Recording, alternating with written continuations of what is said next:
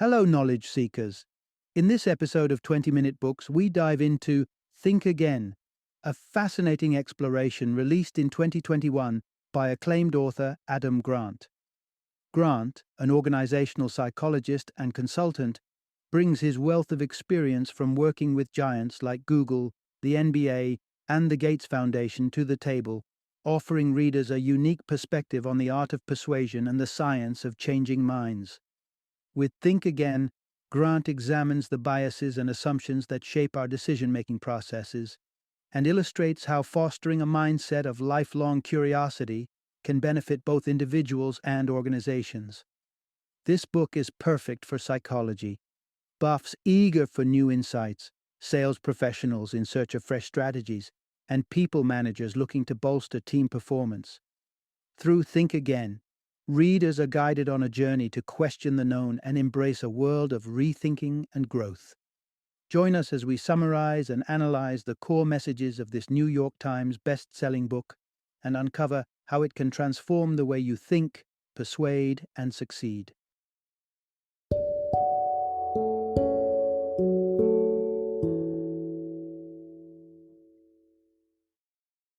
Think Again: The Power of Knowing What You Don't Know.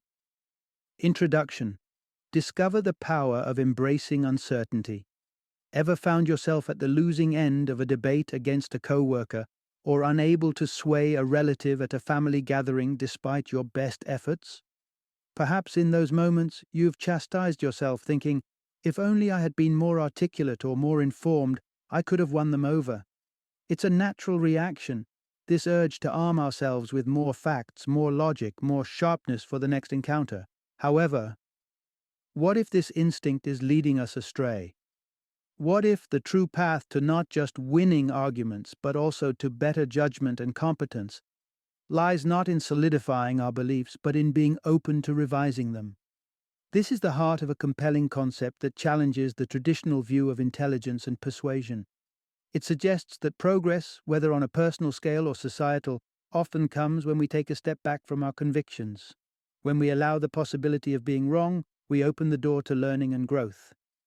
Within this narrative, you'll find insights on why embracing the possibility of being wrong is a strength, not a weakness. From understanding why those who are least humorous believe they're the life of the party, to drawing lessons from a tragic NASA space mission, and uncovering strategies to engage effectively with individuals holding opposing views. This journey is about reevaluating our approach to certainty and debate. So let's delve into a world where being adaptable and open-minded is the key to unlocking greater understanding and effectiveness. This perspective doesn't just promise the secret to winning more arguments, it illuminates the path to better teamwork, societal progress, and even tackling complex issues such as racism and vaccine skepticism. It's a testament to the idea that real advancement occurs when we allow our certainties to waver, making space for new insights and truths. Part 1. Adaptability: the secret ingredient for success in a rapidly evolving world. Back in 2009, BlackBerry smartphones were seemingly unbeatable. Boasting nearly half the market share, they were the must-have gadget for high-profile personalities like Bill Gates, President Obama, and Oprah. Yet, a mere half-decade later, their dominance had crumbled to a mere 1%. The culprit behind this dramatic downfall? A stubborn refusal to adapt by BlackBerry's inventor, Mike Lazaridis. As the iPhone emerged and started reshaping consumer expectations in 2007, Lazaridis clung to the belief that users primarily desired a device for calls and emails. The possibility that people might want more, that they could crave apps, internet browsing, and multimedia capabilities from their phones, was beyond his imagination. The lesson here is profound yet simple. In a constantly changing world, it pays to change your mind. But let's not be too hasty to point fingers at Lazaridis. The truth is, many of us might have fallen into the same trap, especially if we pride ourselves on consistency and steadfastness in our personal beliefs or business strategies. In today's fast-paced environment, holding on to old beliefs can be more of a liability than a virtue. The proliferation of information has grown exponentially, with the average person today consuming 5 times as much information daily as they did in 1986. This seismic shift in information access and the rate of change demands a new approach, not just knowing how to think, but learning how to rethink and adapt our beliefs and strategies to new realities. But how does one become more adaptable? The secret lies in thinking like a scientist. Scientists embody curiosity, always seeking to expand their knowledge and understanding. They don't start from predefined answers, but from questions, rigorously testing their theories against the evidence and ready to revise their views based on new data. This scientific mindset, marked by an openness to change in light of new evidence, is crucial for business leaders and entrepreneurs aiming to stay ahead in a rapidly evolving landscape. Applying a scientific approach to business strategies, treating them as theories to be tested rather than unchallengeable truths, can lead to remarkable outcomes. A study of Italian startups revealed that founders who approached their business with a scientific mindset, willing to test, pivot, and adapt based on results, outperformed their counterparts, securing more revenue and customers. The conclusion is clear. In a world where change is the only constant, success belongs to those who are prepared to rethink and adapt their strategies, proving that flexibility and adaptability are not just useful but essential for long-term success. Part 2. Embracing humility. Discover what you don't know. Have you ever found yourself confidently asserting your skills in a particular area, only to later discover that you were not as proficient as you thought? It turns out that our largest blind spots often lie in areas where we perceive ourselves to be most competent. Counterintuitive, right? Yet, numerous studies, including those examining logical reasoning and sense of humor, consistently reveal that individuals scoring the lowest in these domains tend to inflate their abilities the most. This brings us to a crucial understanding. You might not know what you don't know. This phenomenon extends to more than just individual skills. Consider the realm of emotional intelligence, where a study indicated that those with the least emotional intelligence not only overestimated their abilities, but were also the least inclined to seek improvement. This paradox puts us in a precarious position, blinding us to our own incompetence and hindering our growth. So, how do we navigate this tricky landscape? The antidote appears to be humility. By embracing humility, we admit to ourselves that there's a vast expanse of knowledge and skills out there that we're yet to master. This admission, far from being a sign of weakness, propels us towards learning and improvement. Some might fear that humility could undercut their self-confidence, but this couldn't be further from the truth. Confidence and humility are not adversaries. They complement each other.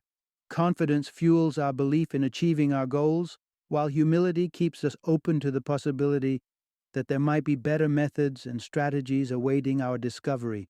But humility alone isn't the only tool at our disposal to unveil our blind spots. Engaging in constructive arguments offers another avenue for growth. Through the clash of ideas, we're presented with opportunities to reassess our stance, refine our arguments, and possibly adopt more effective approaches. However, not all conflicts serve this purpose.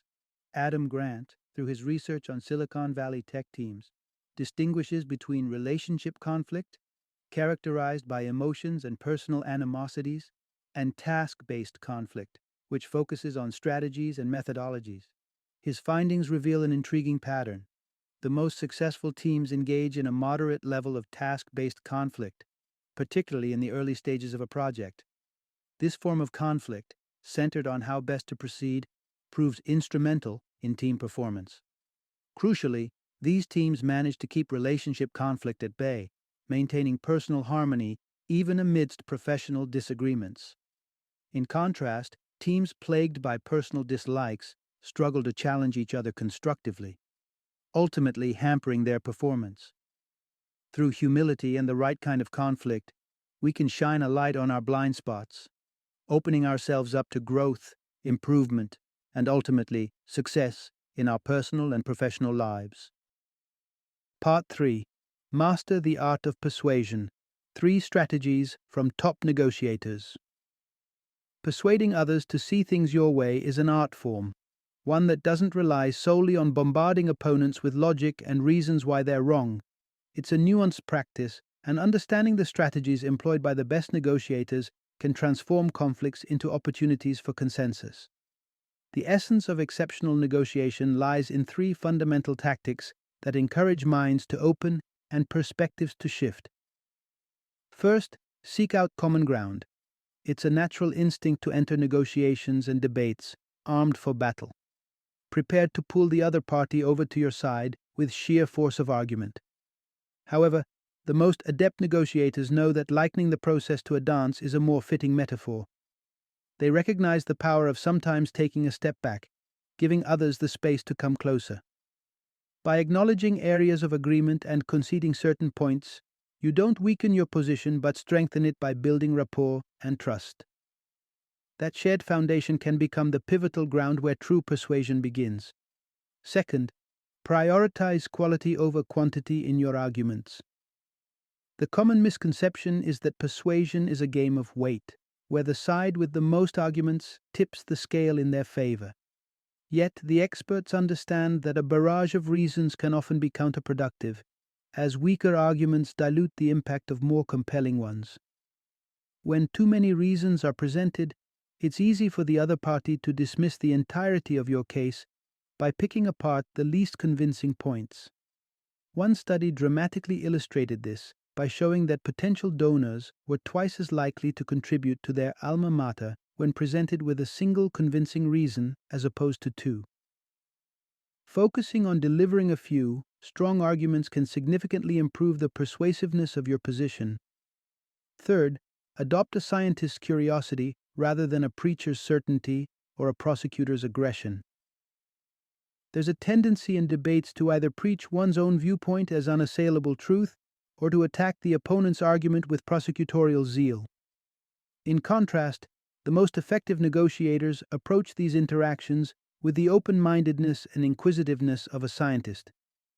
They ask questions, they probe for deeper understanding, and they invite their counterparts to consider alternative perspectives. By ending a significant portion of their statements with questions, about twice as much as average negotiators, they foster a dialogue that is more exploratory than adversarial. This approach not only encourages mutual engagement, but also paves the way for a more fruitful exchange of ideas.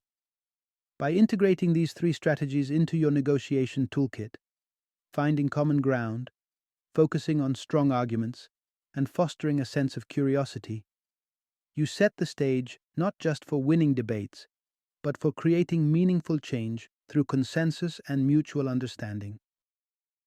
Part 4. Transforming Minds, One Conversation at a Time. In 1983, a remarkable journey began with black musician Daryl Davis venturing into the Lion's Den, engaging in dialogue with members of the Ku Klux Klan. His mission was audacious: to dismantle the fortress of racism, belief by belief.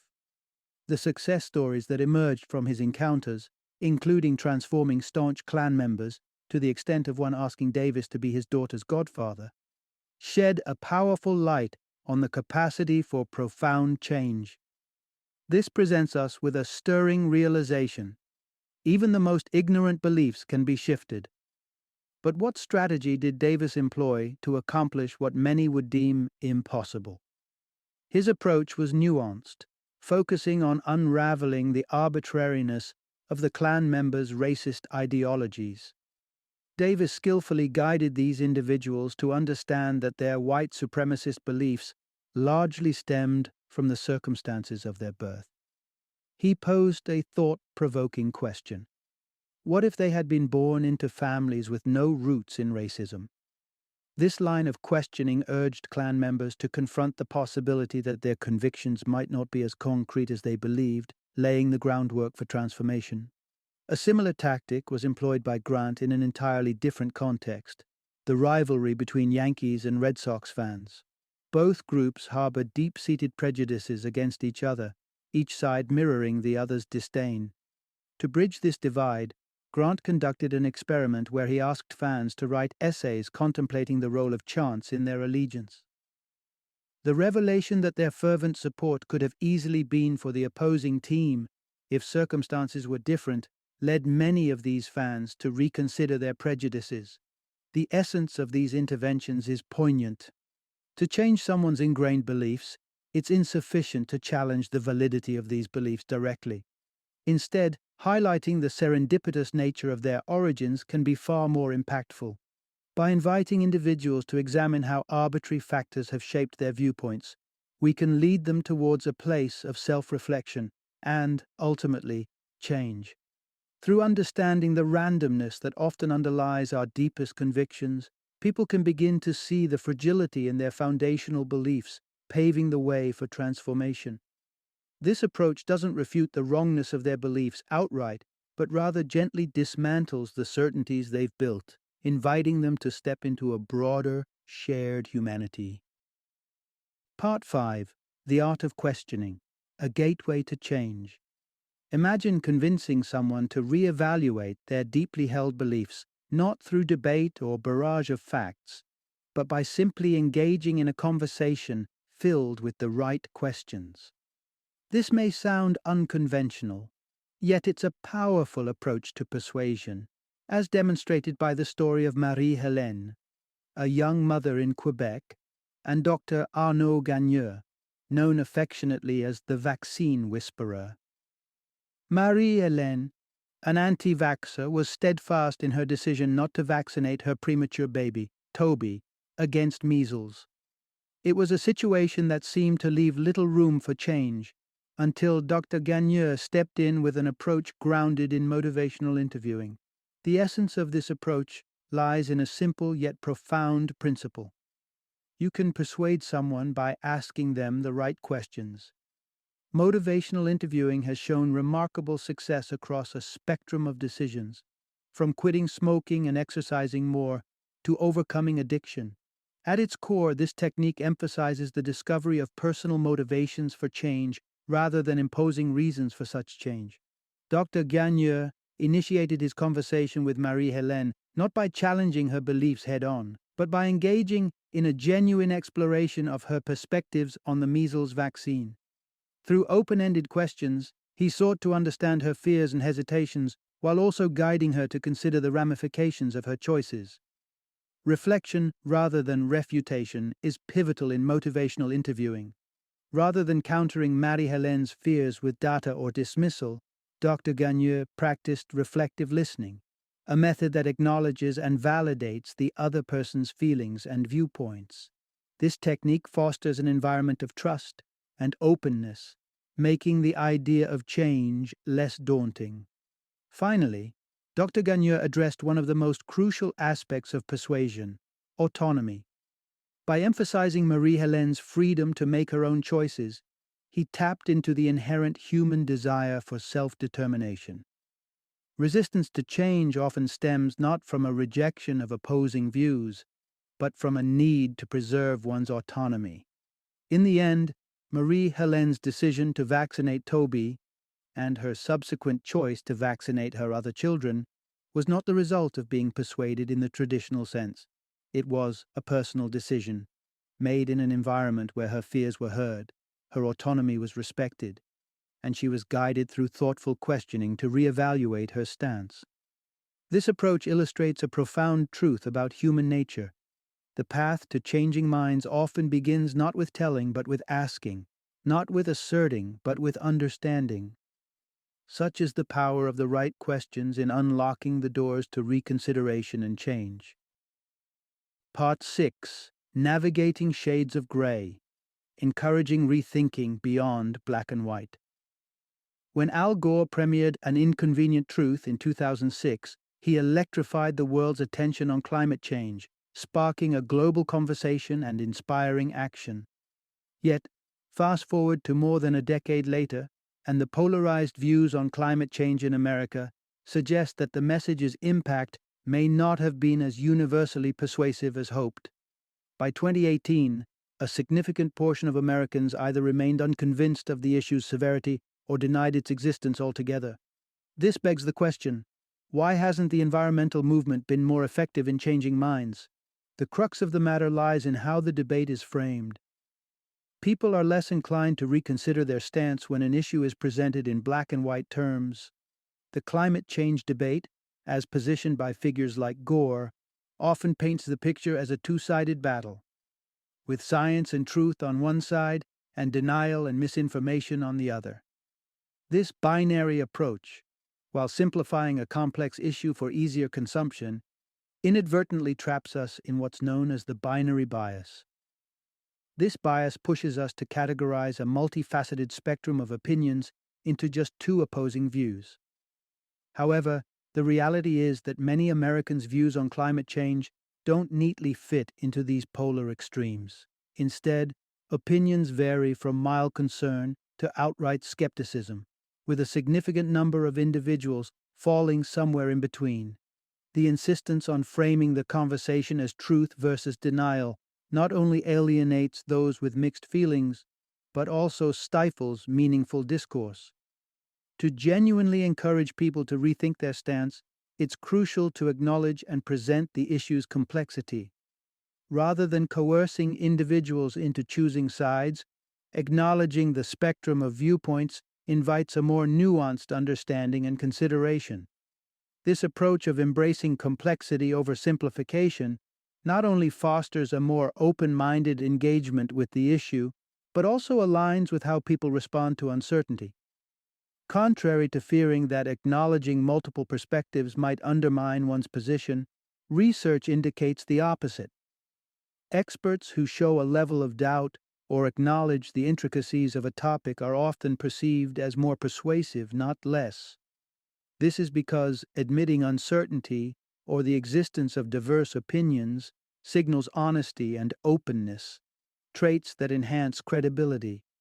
In essence, if we wish to move the needle on deeply entrenched beliefs, be it on climate change or any divisive topic, the key may lie not in drawing battle lines, but in blurring them.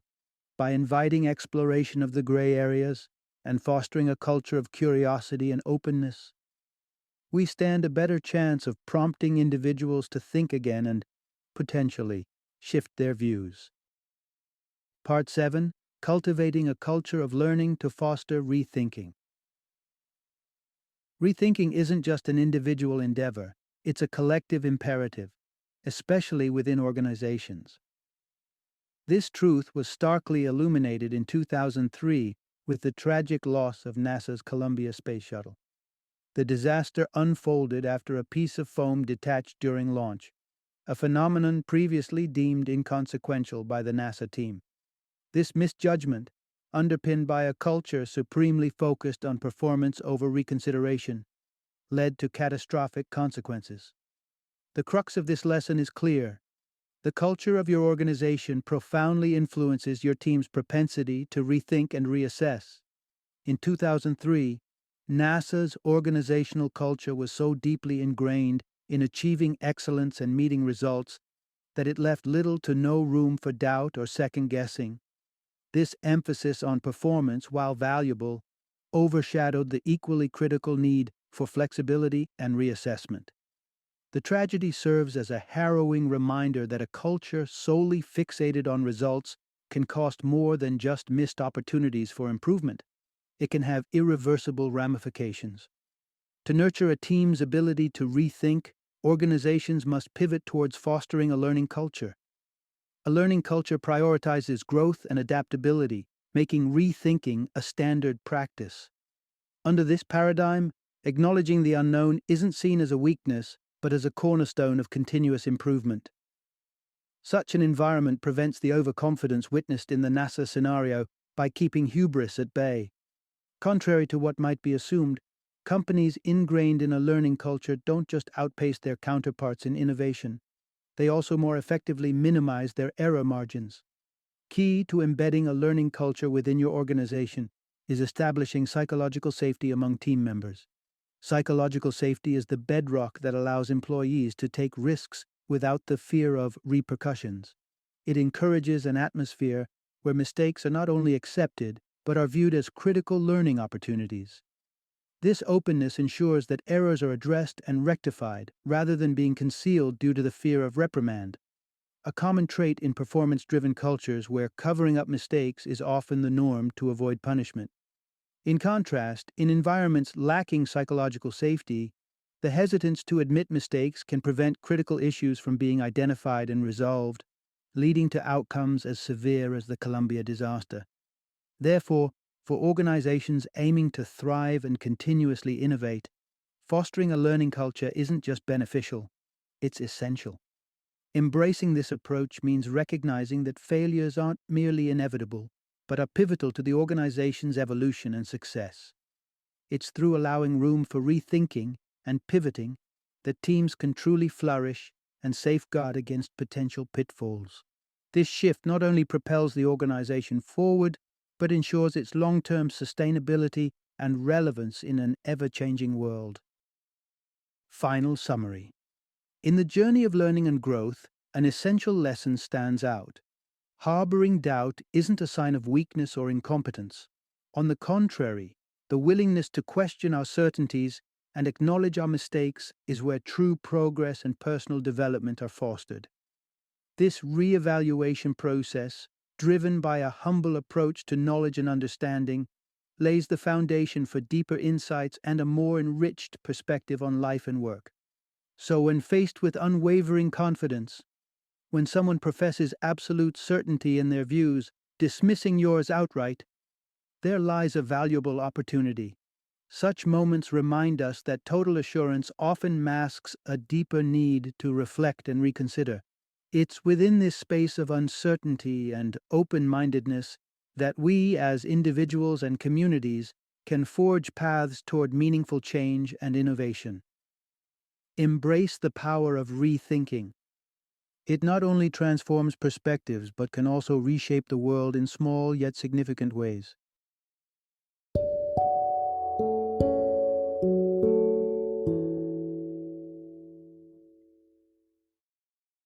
Thank you for joining me today on this journey of learning and discovery as we explored the insights of another thought-provoking book in our growing library of knowledge.